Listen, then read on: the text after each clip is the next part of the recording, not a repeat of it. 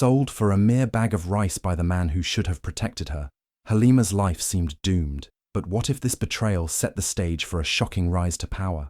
Her journey from agony to triumph is a story you won't believe until you see it unfold. In the quiet, dusty village of Wunje, where the houses were made of cracked mud and the wind whispered secrets between the trees, lived a young girl named Halima. She was just 15, but her eyes carried wisdom far beyond her years.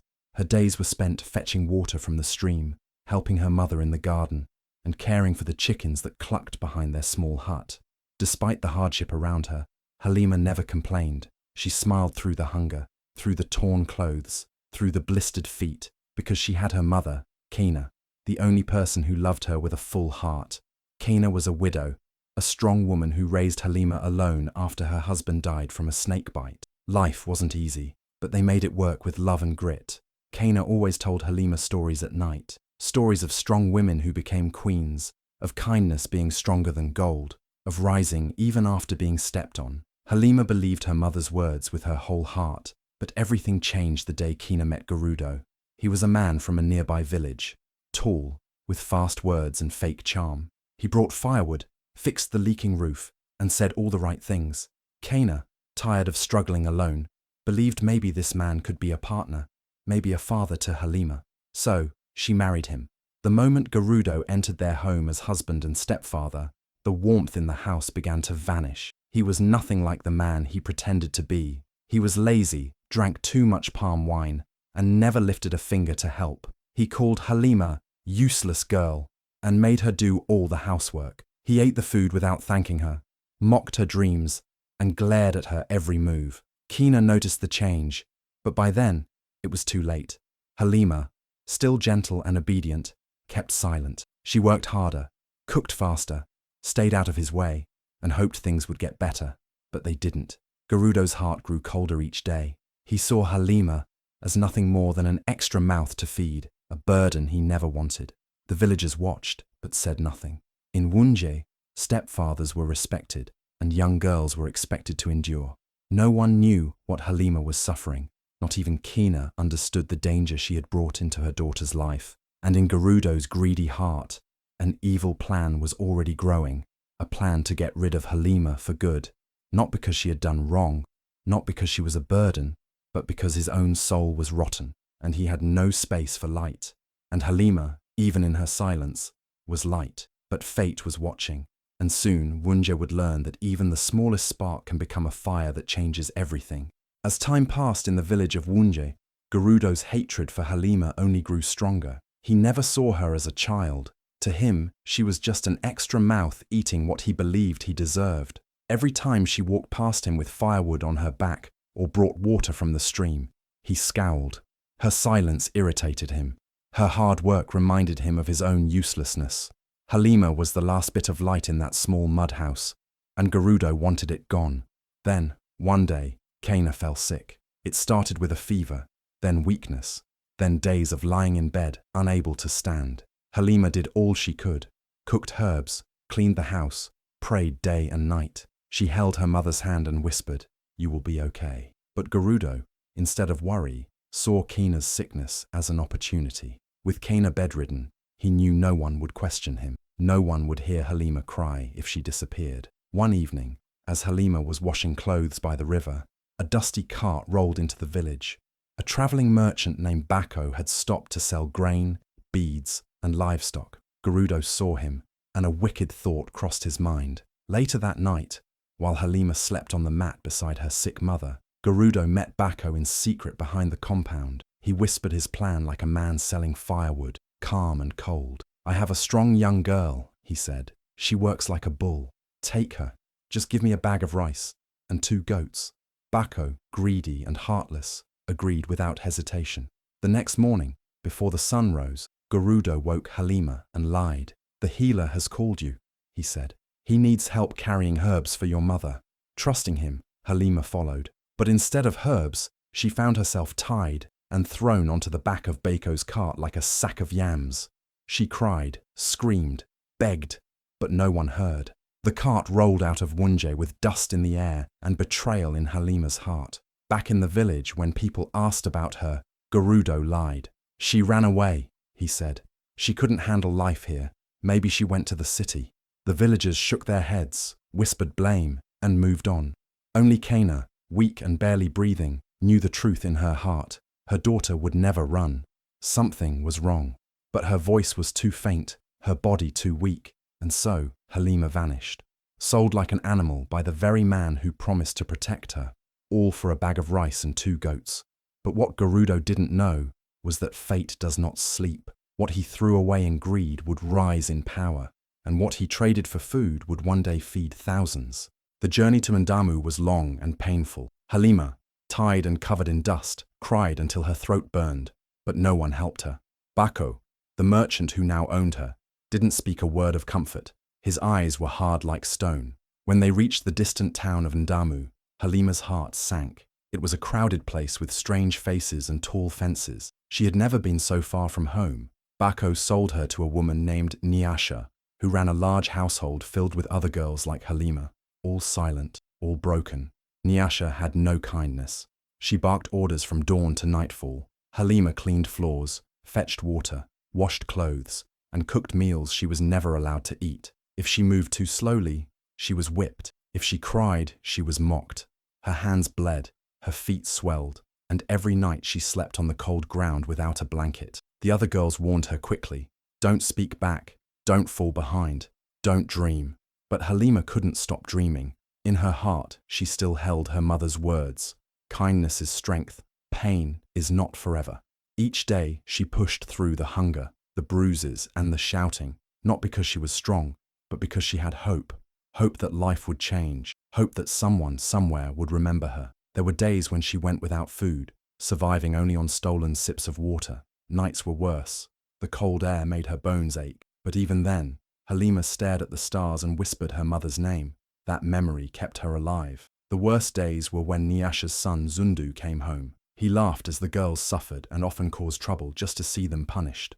One day, he pushed Halima into a pot of boiling yam. She screamed as hot water burned her arm. Nyasha didn't care. She slapped her and made her keep working. Halima's scars grew, on her skin and in her heart, but she didn't break. Each wound made her tougher. Each insult made her quieter but wiser. She watched everything, listened more, learned how to survive. Other girls started to look up to her, whispering, "You're different, you still believe." Even though she had lost everything, her home, her mother, her childhood, she never let go of one thing, her belief that this was not the end, that someday, somehow, life would reward her pain. In the cruel land of Ndamu, Halima lived as a slave, but in her spirit, she remained free. One morning, while Halima was scrubbing the dusty steps of the main compound, an old woman with a crooked back and wise eyes walked past. She moved slowly, leaning on a wooden staff, her skin wrinkled like the bark of an old tree. Her name was Mamataya, the village herbalist. People feared her because of her deep knowledge of roots and potions, but they also respected her because she had healed many. Most of the housegirls avoided her, but Halima looked at her with quiet curiosity. Mamataya noticed Halima too, not just her bruised arms or tired face, but the way she still helped others, even when she had nothing. When a little girl dropped her basket of cassava, Halima helped her gather it. When the other maids were scolded, Halima shared her stolen bread with them. Mamataya saw something different in her, a spark that pain hadn't put out. One day, as Halima limped home with a swollen ankle, Mamataya stopped her. "Come," she said softly. "Let me see your foot." Halima hesitated, but followed. Inside Mamataya's small hut, filled with jars of dried leaves and strange smells, the old woman crushed herbs and wrapped her ankle gently. Halima had never felt such care since her mother fell ill. She couldn't stop the tears. After that day, Mamataya began calling Halima in secret. Late at night or early at dawn, before the house stirred, Halima would sneak to the herbalist's hut. There, Mamataya taught her the secrets of plants, which leaves healed wounds, which bark calmed fever, which roots chased away poison. Halima listened closely, memorizing every detail. But Mamataya didn't stop there. She began talking about numbers, trade, and customers. "It's not just herbs, child," she said. "You must learn to sell them, understand people, know what they need before they say it." Halima's eyes widened. This was more than survival. It was knowledge that could build a future. They worked in silence and whispers. Mama Taya showed her how to dry leaves, crush seeds, and mix oils. She let Halima help her pack little medicine pouches and watched how quickly the girl learned. "You're meant for more," Mama Taya would say, "but you must be patient. Learn everything. One day, it will matter." Halima's days were still filled with pain, but her nights brought hope. While others slept, she studied roots. While others wept, she planned. The lessons gave her purpose.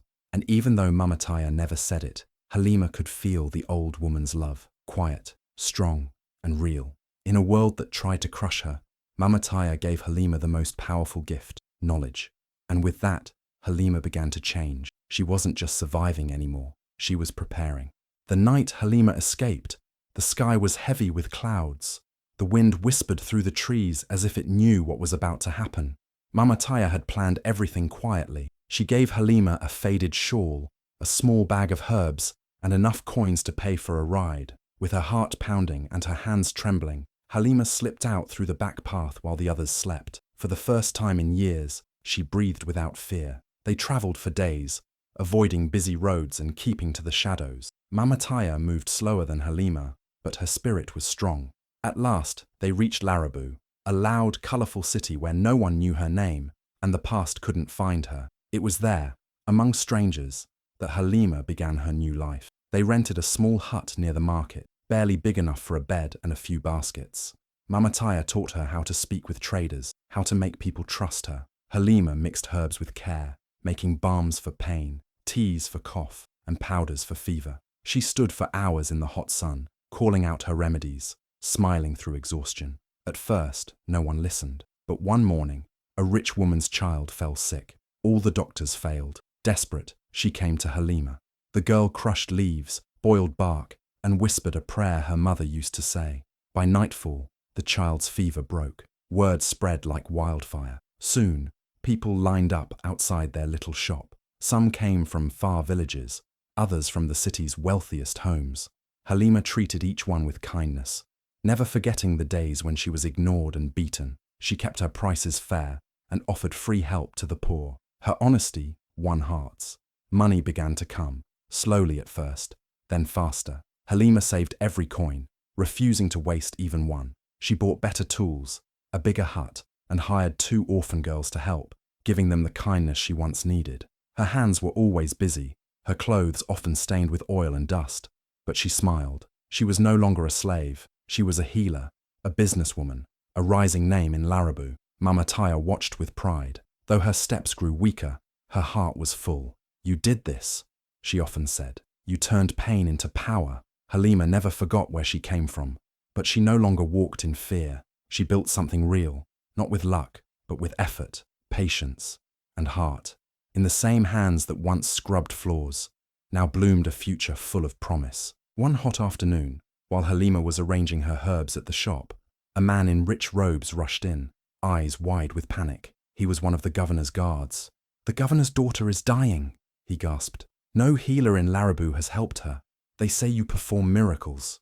Halima didn't hesitate. She gathered her most powerful herbs, tied them in cloth, and followed him through crowded streets to the governor's mansion. The house was grand, but the mood was dark. The governor's daughter lay motionless, her skin pale, her lips dry. Many doctors had tried, but her fever only worsened. Halima stepped forward quietly, ignoring the stares of doubt. She knelt beside the girl and placed a hand on her forehead. Then, like Mama Taya had taught her, she mixed crushed herbs with warm oil, whispered healing words, and carefully rubbed the mixture onto the girl's chest and feet. She brewed a bitter tea from tree bark and gently poured it between the girl's lips. Hours passed. Everyone waited. Then, just before sunset, the girl opened her eyes. Her breathing calmed. The fever began to fade. The governor's wife burst into tears, hugging Halima tightly. Word spread quickly. The girl who had once been sold for rice had saved the most powerful man's daughter. The next morning,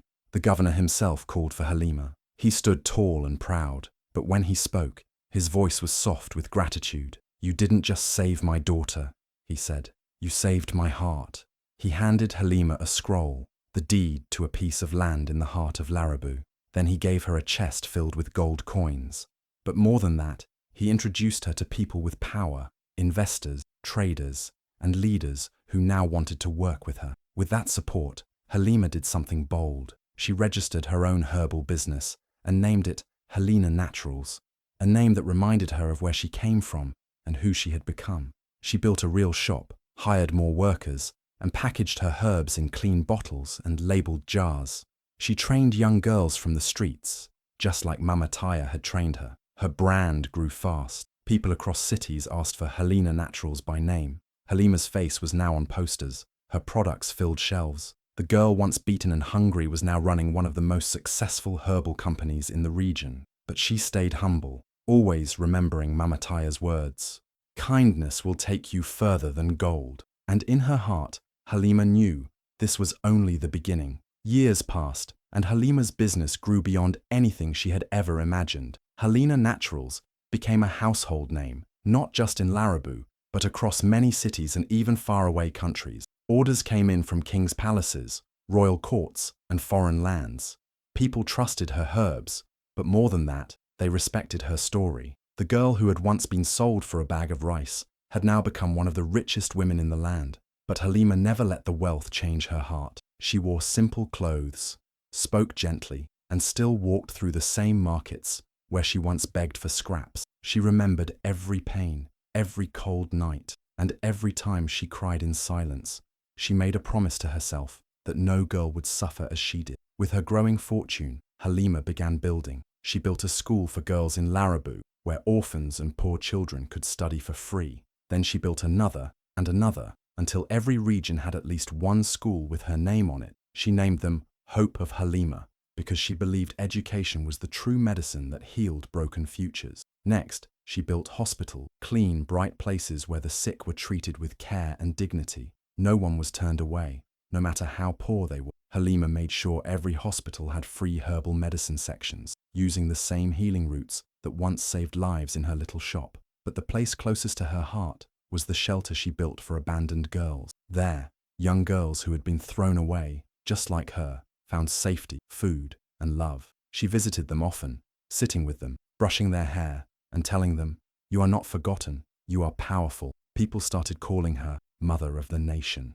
Newspapers printed her face with headlines like, "From Slave to Savior." Kings invited her to banquets. Presidents asked her advice. But Halima always said the same thing: "I'm not great. I'm just someone who refused to give up." Her name became a legend. Songs were written about her. Stories were told around fires in villages. Mothers named their daughters Halima, hoping they too would grow strong and wise. And though she owned gold mines, estates, and companies, she said her greatest treasure was seeing a girl smile again after tears. Halima's journey had started in pain, but it ended in purpose. She proved that no matter how broken your beginning is, your ending can shine brighter than gold. And the world would never forget the girl who rose from the dust and became a light for others. Halima returned to the village of Vunje after many years, but not as the rich and famous woman everyone had heard about. She wore simple clothes, covered her head with a faded scarf, and rode in a dusty cart like any ordinary traveler. No guards, no gold, no signs of her wealth. She wanted no attention. She only came with one purpose: to see what remained of her past. The village had barely changed. The same narrow paths, the same old huts, the same dusty air, but it felt smaller now, almost lifeless. Halima's heart beat faster as she walked through the streets, her eyes scanning every face. Most people didn't recognize her. A few glanced her way, but looked past her, thinking she was just another stranger. No one saw the girl who once cried herself to sleep on cold mud floors. Then she saw him, Gerudo. He sat near the village well, barefoot, his clothes torn and stained. His eyes were sunken, his face hollow, and his beard wild. He stretched his hand out to anyone who passed, begging for a morsel. "Please, just one yam," he mumbled. "Anything. I haven't eaten since morning." Halima stopped and stared. This was the same man who once sold her like an old shoe, who lied to the village and said she had run away, who lived comfortably while her mother slowly died from illness and sorrow. Now, he was nothing but a shadow of himself, dirty, weak, and alone. She walked closer. He didn't even look up. "Help me, daughter," he said to her without realizing who she was. "I used to have everything. Now I have nothing." Tears burned Halima's eyes, not from pain, but from the deep, silent justice she saw with her own eyes. She asked quietly, "What happened to your wife, Kina?" He coughed and looked away. Dead. Years ago. No one came to help. No one. Halima nodded and turned her face. She didn't want him to see her cry. Her mother was truly gone. The one person who loved her, who fought for her, was now resting under the soil of this same village that had forgotten her. She walked to the edge of the village and found the small grave behind an abandoned hut. It had no name, just stones piled with weeds. Halima knelt there in silence, her tears falling one by one onto the dry ground. She didn't tell anyone who she was. She didn't announce her return. She simply left a sealed envelope of gold coins with the village elder and whispered, "Use this for the children, and fix that grave." Then she walked away, leaving Wunje behind forever. No one knew the rich woman who had saved their village was once the girl they had forgotten. The sun was setting over Wunje as the villagers gathered for the annual moon festival. It was a rare time when everyone came together to share food, music, and stories. Old and young sat around the central fire, eating roasted maize and laughing under the glowing sky. A well-dressed stranger had donated food and gifts for the celebration, so no one suspected that this generous guest had a deeper purpose for coming. When the elder stood to give thanks for the surprise blessings, the stranger stepped forward. "May I say a few words?" she asked. The villagers nodded, curious. She removed her scarf, and for a moment, silence fell. Her face looked familiar, but older, stronger. Whispers started to spread. Could it be? "I am Halima," she said calmly. Gasps filled the air. Some dropped their bowls. Others stood up in disbelief. "Yes, the same girl you were told ran away. The girl who was sold like an animal for a bag of rice and 2 goats. Her voice trembled, but she stood tall. "My stepfather, Gerudo, betrayed me and my mother. He told you I ran away, but he sold me and left my mother to die in silence." All eyes turned to Gerudo, who sat near the back, hiding behind others. His face turned pale, and sweat dripped down his forehead. People stepped away from him, as if he were a disease. "No, it's not true," he shouted. "She lies." But Halima reached into her bag and pulled out an old cloth, a piece of the dress she wore the day he sold her. She held it high. "This is all I had left when he gave me to strangers. My mother cried for me every day until her death, and he let her die alone." A deep hush swept through the crowd. Then came murmurs of anger, sorrow, and regret. Some of the elders began to cry. Others shook their heads. "We believed you," one woman whispered. "We thought you were just a disobedient child." Gerudo dropped to his knees, shaking. "Halima, please, I was desperate. Forgive me. Don't destroy me like this." Halima looked at him, her eyes filled not with hate, but with cold truth. "You destroyed yourself the day you sold me," she said. "Today, I speak not for revenge, but for justice. Let everyone remember my mother's name. Let no girl in this village ever be treated the way I was." She turned to the crowd. "I leave you with food, schools, and medicine, but never forget what silence cost my mother. Speak up, protect your daughters." The villagers fell to their knees, weeping and chanting her name. Gerudo remained on the ground, broken and shaking. The truth had finally been spoken, and the entire village would never forget. Halima did not look back at Gerudo. She didn't need to. The village had already seen his true nature, and that was enough. She handed him a small sack of food, but there was no mercy in her eyes, only the quiet satisfaction of justice. "This is all you will get from me," she said calmly. "No forgiveness, no more lies, just food to survive another day." Without another word, she turned and walked away, leaving the man who had once caused her so much pain to face the consequences of his own actions. Halima's heart was not filled with anger, but with a stronger purpose. She had no need to punish him further. His misery was a reflection of his own choices. The village, however, would never forget what had happened. The truth had come to light, and with it, the chance to rebuild. Halima, with her wealth and newfound influence, decided it was time to change Wunje forever. She poured her resources into the village, making it her mission to give back to the place that had once turned its back on her. Halima transformed the rundown huts into homes, built schools where girls could learn and dream, and created hospitals where the sick could find hope. She didn't just give money, she gave her time, her effort, and her heart. Wunje, once a forgotten village, was now a place of opportunity. As the years passed, Wunje became known as Halima's Light, a beacon of hope for every girl across Africa. Halima's story of survival, resilience, and success inspired countless others. She became a symbol, a reminder that no matter how dark the path, it is possible to rise above it. She taught the world that no hardship is permanent, and every girl has the strength to create her own destiny. Her legacy spread far beyond the village. Young girls from all over Africa came to Wunje to see the place that had been transformed. They learned that their worth was not defined by the hardships they faced, but by their strength to overcome them. Halima built schools in other villages, providing scholarships to girls who had nowhere else to turn. She sponsored businesses, helping young women become entrepreneurs, and created a network of support for those who had nowhere else to turn. As Halima stood on the balcony of her grand mansion, overlooking the village she had rebuilt, she knew her work was far from done. But in that moment, she allowed herself to feel proud. She had taken what was once stolen from her and turned it into something beautiful. She had given the village, and every girl who looked up to her, a future.